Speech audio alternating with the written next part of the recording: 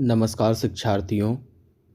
आज हम यूनिट संख्या 1 के अंतर्गत topic contribution of western mathematicians in mathematics यानी गणित के क्षेत्र में पाश्चात्य गणितज्ञों का योगदान के बारे में जानेंगे।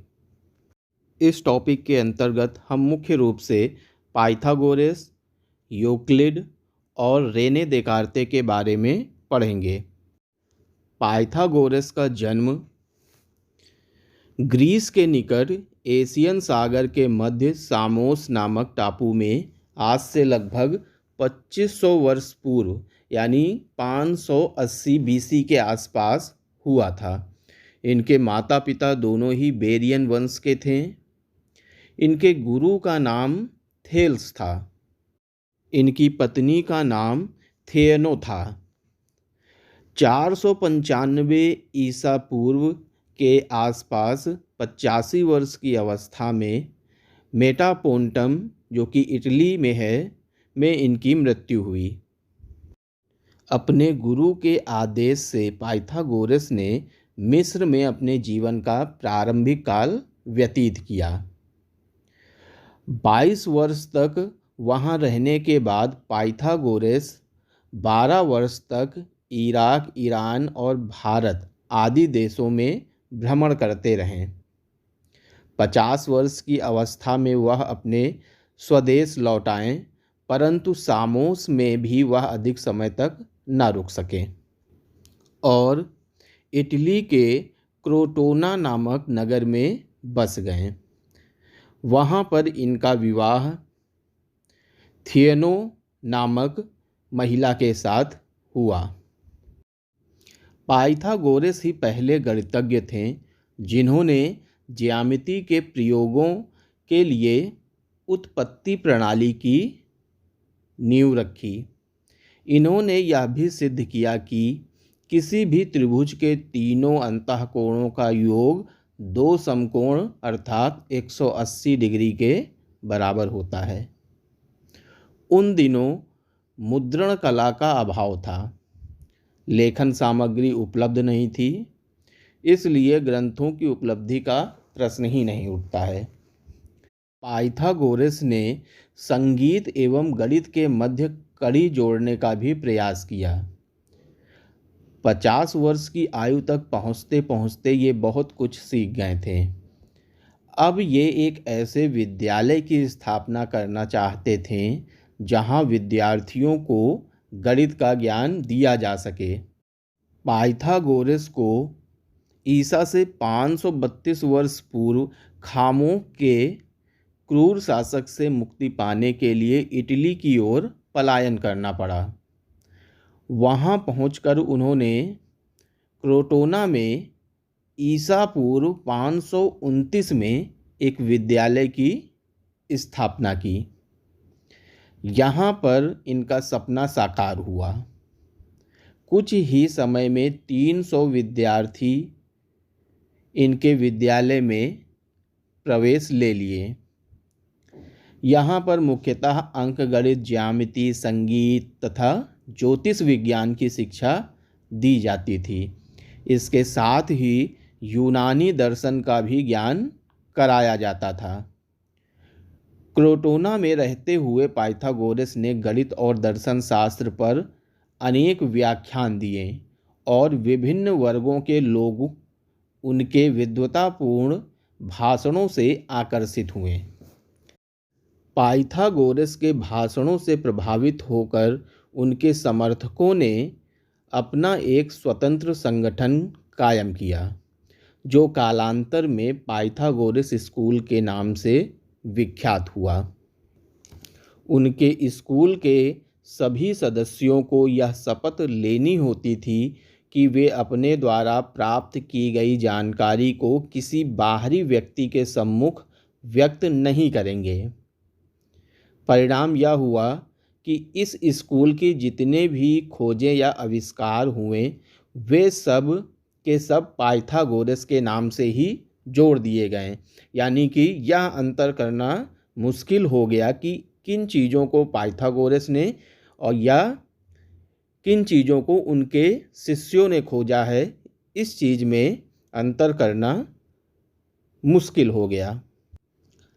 पाइथागोरस स्कूल की कुछ मान्यताएं और उपलब्धियां थीं। पाइथागोरस प्रमेय ने पाइथागोरस का नाम विश्व के कोने कोने तक पहुंचाया। पाइथागोरस ने प्रमेय तथा साध्यों को तार्किक ढंग से प्रमाणित करने की आवश्यकता पर बल दिया। उन्होंने सुझाया कि प्रमाण देने में हमें कुछ स्वयं सिद्धियों तथा अभिग्रहितों को आधार बनाना चाहिए। इस स्कूल ने अंकगणित और रेखागणित के व्यावहारिक संबंध पर काफ़ी बल दिया। अंकगणित की संख्याओं को रेखागणित का जामा पहनाया गया। इसी के परिणाम स्वरूप पाइथागोरस ने 2 से 2 का गुणा करने के लिए 2 इकाई भुजा वाले वर्ग की रचना करने का सुझाव दिया। इस स्कूल ने एक विचित्र संख्या शास्त्र को जन्म दिया। उन्होंने समस्त संख्याओं को सम अर्थात लौकिक तथा विषम अर्थात दैविक 2 भागों में विभाजित किया। इसी से विषम संख्याओं को शुभ तथा सम संख्याओं को अशुभ मानने की प्रथा चल पड़ी। संख्याओं के संबंध में इस स्कूल की कुछ विचित्र मान्यताएं भी थीं। उनके अनुसार एक समस्त संख्याओं का जनक है, जो विचार यानी रीजन का प्रतीक था। 2 पुरुष तथा 3 स्त्री का प्रतीक था, तथा इन दोनों का मिलन यानी 5 विवाह का प्रतीक था। 4 को न्याय का सूचक माना गया, क्योंकि यह 2 समान संख्याओं का गुणा है। इसी प्रकार ज्यामिति में 1 का अंक बिंदु का, 2 रेखा का, 3 समतल का तथा 4 ठोस का प्रतीक माना गया। वर्ग संख्या के बारे में भी इस स्कूल की खोज काफ़ी महत्वपूर्ण है। पाइथागोरस ने दिखाया कि पहली वर्ग संख्या 4 पहली 2 विषम संख्याओं 1 और 3 के योग तुल्य हैं। दूसरी वर्ग संख्या 9 प्रथम 3 वर्ग संख्याओं अर्थात 1, 3 और 5 के योग तुल्य है। और तीसरी वर्ग संख्या अर्थात 16 प्रथम 4 विषम संख्याओं यानी 1, 3, 5 और 7 के योग तुल्य है। पाइथागोरस ने कुछ संख्याओं जैसे 3, 6, 10 आदि को त्रिभुज संख्या का नाम दिया। पहली 2 संख्याओं का योग यानी 1 + 2 बराबर होगा 3 के प्रथम त्रिभुज संख्या कहलाती हैं। पहली 3 संख्याओं का योग यानी 1 + 2 + 3 बराबर होगा 6 के द्वितीय त्रिभुज संख्या कहलाती थी। प्रथम 4 संख्याओं का योग यानी 1 + 2 + 3 + 4 बराबर होगा 10 के, जो कि तीसरी त्रिभुज संख्या कहलाती थी। इस स्कूल ने खगोल विद्या के क्षेत्र में भी काफ़ी प्रगति की। इनका विश्वास था कि ब्रह्मांड का केंद्र सूर्य है तथा ग्रह नक्षत्रों की परिक्रमा का पथ वृत्ताकार ही होता है। इसी स्कूल ने सर्वप्रथम प्रमाणित किया कि पृथ्वी स्थिर नहीं है, बल्कि यह अपनी धुरी पर परिक्रमा करती है। इस स्कूल ने गणित के क्षेत्र में अनेक पारिभाषिक शब्दों को जन्म दिया, जैसे गणित के लिए मैथमेटिक्स, पैराबोला, एलिप्स और हाइपरबोला आदि जैसे शब्द इसी स्कूल की देन हैं। मिस्रवासियों को केवल 3 प्रकार के ठोसों का ज्ञान था: घन, चतुष्फलक और समअष्टफलक। पाइथागोरस ने इन ठोसों के अतिरिक्त अन्य 2 ठोसों समद्वादशफलक और समविषफलक की खोज की। पाइथागोरस ने अपने गणित संबंधी ज्ञान को संगीत जैसे कलात्मक विषयों में भी उतारने का प्रयास किया था। वाद्य यंत्रों में कुछ तार स्वर ऐसे होते हैं जो एक साथ बजाने पर मधुर लगते हैं, जबकि यही स्वर किन्हीं अन्य स्वरों के साथ बनने पर कटु लगते हैं। पाइथागोरस ने इसका कारण ढूंढ निकाला। उन्होंने बताया कि सितार आदि वाद्य यंत्रों के तारों की लंबाई जब एक दूसरे के साथ सरल अनुपात में होती है, तब उन्हें एक साथ छेड़ने से उठने वाली आवाज़ में एक प्रकार की मधुर एकरसता यानी स्वीट हार्मोनी होती है। इसके अतिरिक्त पाइथागोरस ने यह नियम भी सामने रखा कि एक कसे हुए वाद्य यंत्र की ध्वनि का चढ़ाव यानी पिच तार की लंबाई पर निर्भर करता है। इन सभी विवेचनों से स्पष्ट है कि पाइथागोरस स्कूल के विद्वानों ने अपने अन्वेषणों के द्वारा हर क्षेत्र में अपनी विजय पताका फहराई। अपने इस अनुपम उपहारों के द्वारा पाइथागोरस ने केवल ग्रीक गणित में ही नहीं बल्कि विश्व के चोटी के गणितज्ञों में अपना जो स्थान बनाया उसे कभी भुलाया नहीं जा सकता है। पाइथागोरस के पिता ने इन्हें अध्ययन के लिए थेल्स ऑफ मिलेट्स की देखरेख में अध्ययन के लिए भेजा। यहीं पर उन्होंने अपनी विश्वविख्यात प्रमेय का सूत्रपात किया और उसका प्रयोगात्मक प्रदर्शन भी किया।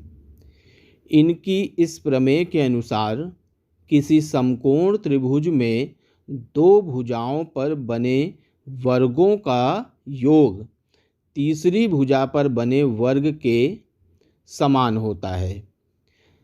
यदि किसी समकोण त्रिभुज में एक भुजा की लंबाई अगर हम मान लें 6 सेंटीमीटर हो और दूसरी भुजा की लंबाई 8 सेंटीमीटर हो, तो तीसरी भुजा अर्थात कर्ण 10 सेंटीमीटर होगी। इसका अर्थ यह हुआ कि 6 सेंटीमीटर की भुजा में 1-1 सेंटीमीटर के 36 वर्ग होंगे। 8 सेंटीमीटर की भुजा में 1-1 सेंटीमीटर के 64 वर्ग होंगे और इन दोनों का योग 100 हुआ।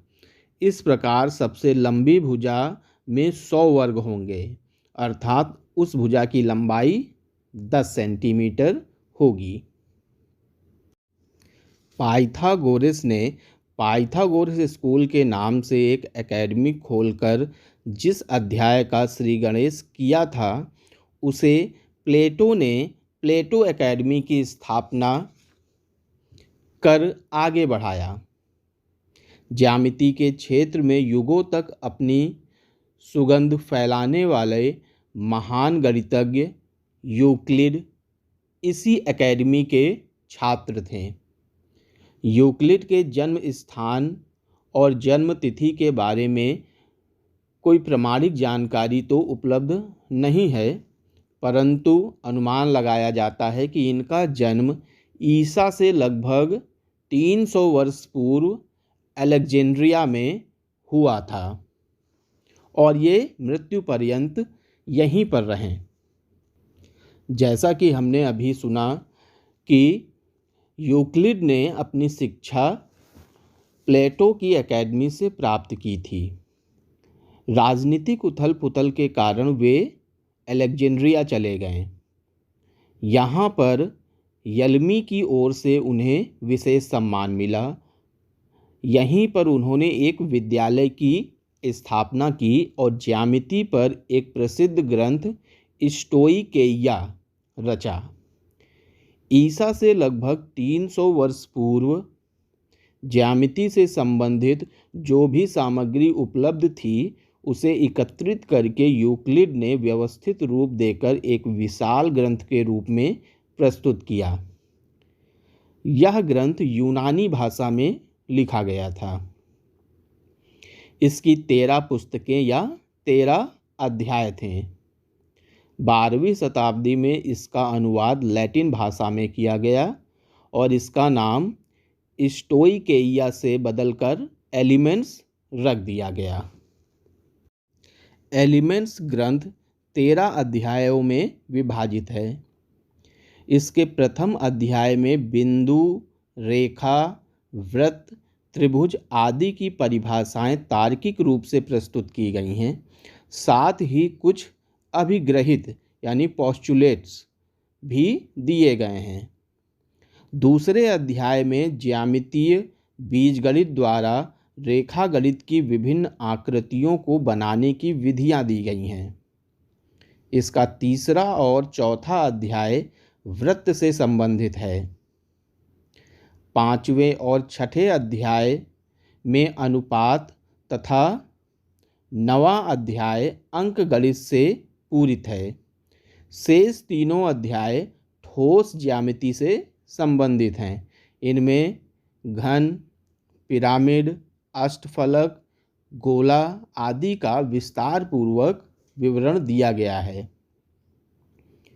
यूक्लिड ने अपने इस विशाल ग्रंथ में प्राचीन गणितज्ञों जैसे थेल्स, पाइथागोरस, प्लेटो तथा अन्य यूनानी और मिस्री गणितज्ञों द्वारा किए गए पिछली शताब्दी के प्रयासों को अपनी मौलिक सूझबूझ द्वारा एक तार में बांधा।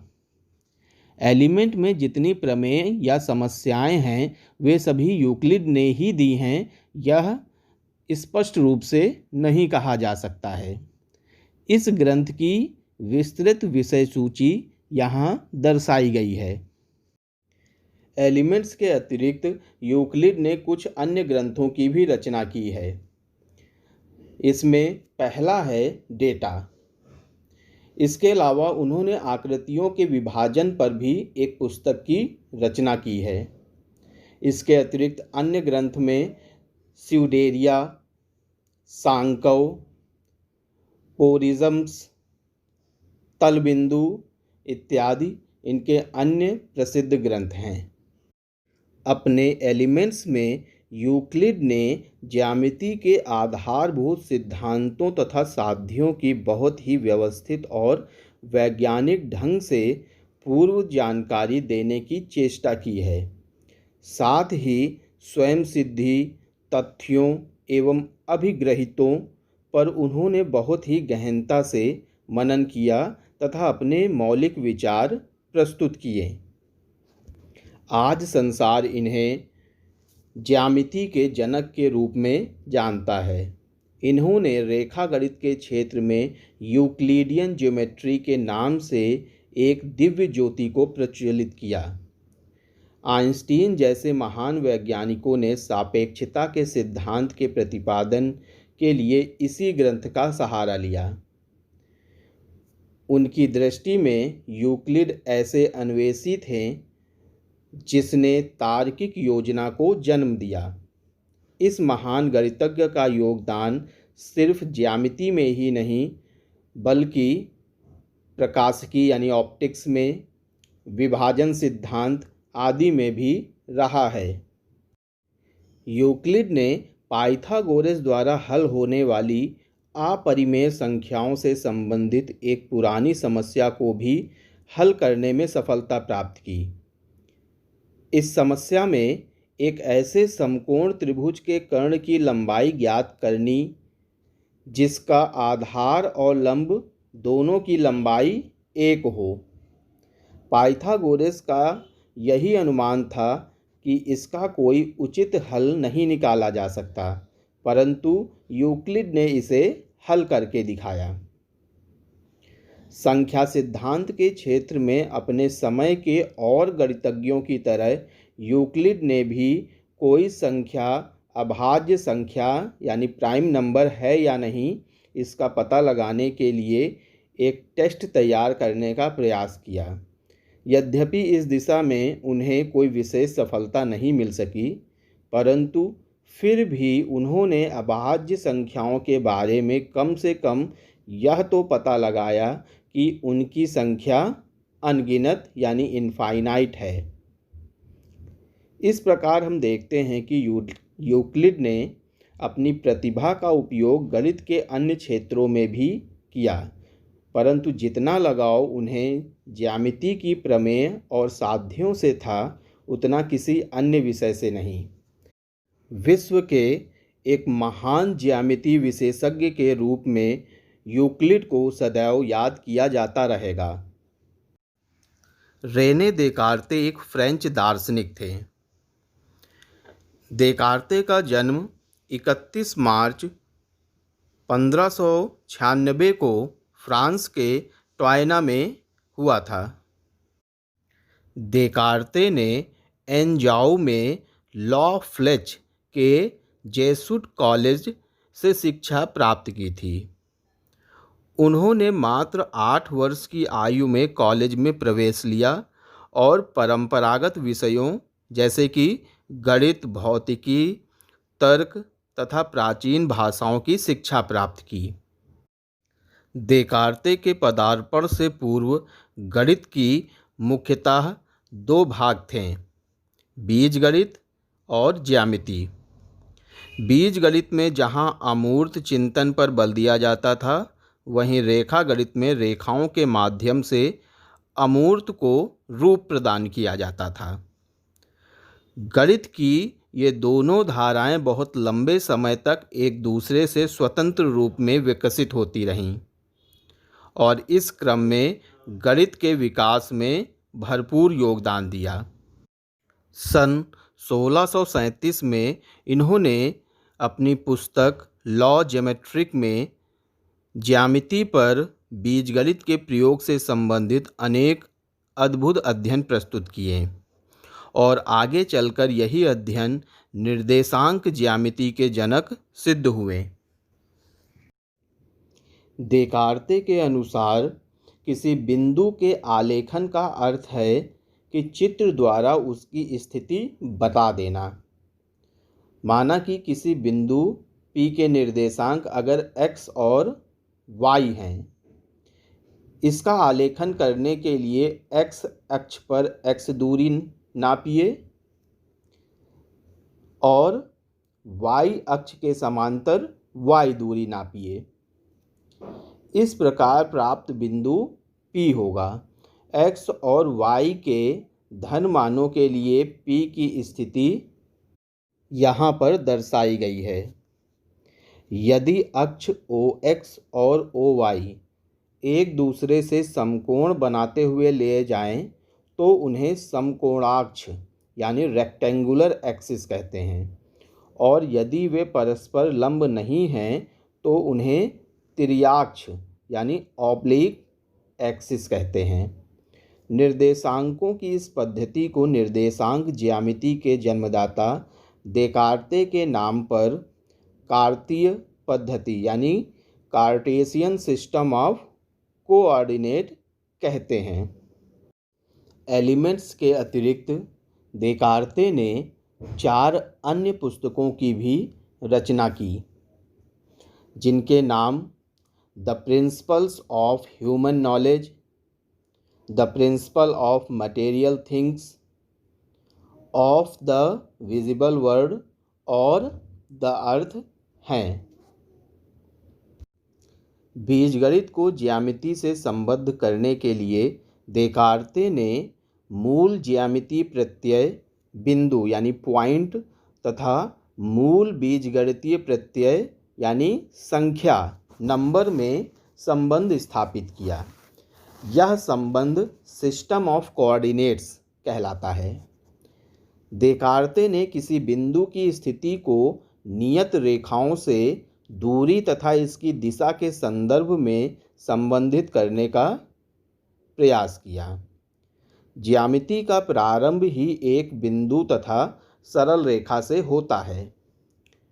विश्लेषणात्मक ज्यामिति में हम बिंदु तथा सरल रेखा को उनके नाम से ही व्याख्या करते हैं। 1637 में देकार्ते ने बीजगणित तथा ज्यामिति को संयुक्त रूप प्रदान किया। देकार्ते को एनालिटिकल ज्योमेट्री का जन्मदाता कहा जाता है। देकार्ते ने प्लेन कोऑर्डिनेट ज्योमेट्री के अतिरिक्त सॉलिड ज्योमेट्री का भी प्रतिपादन किया। 1638 में देकार्ते ने 2 पुस्तकें और प्रकाशित की, जिसमें पहली थी डिस्कोर्स ऑन मेथड और दूसरी मेडिटेशंस। डिस्कोर्स ऑन मेथड नाम की इस पुस्तक में ही देकार्ते का मुख्य गणितीय कार्य निहित है। देकार्ते की एनालिटिकल ज्योमेट्री की खोज ने गणित का स्वरूप ही बदल दिया। इसी के बाद डिफरेंशियल कैलकुलस की नींव पड़ी, जिसने न्यूटन और लेबनीज को गणित के क्षेत्र में अमरता प्रदान की। यह देकार्ते ही थे जिन्होंने सर्वप्रथम चरों को x, y, z तथा नियतांकों को a, b, c से प्रदर्शित करने की परंपरा डाली। घातांकों का परिचय भी इन्होंने ही दिया। देकार्ते ने 2 प्रकार के वक्रों जियोमेट्रिकल तथा मैकेनिकल में अंतर स्पष्ट किया। साथ ही उन्होंने एक रुचिकर वक्र भी खोजा जिसे कार्टेशियन ओवल के नाम से जाना जाता है। सन 1650 ईस्वी में देकार्ते का स्वर्गवास हुआ। तो छात्रों, इस प्रकार हमने इस वीडियो के अंतर्गत महान पाश्चात्य गणितज्ञों पाइथागोरस, यूक्लिड और रेने देकार्ते के बारे में जाना। धन्यवाद।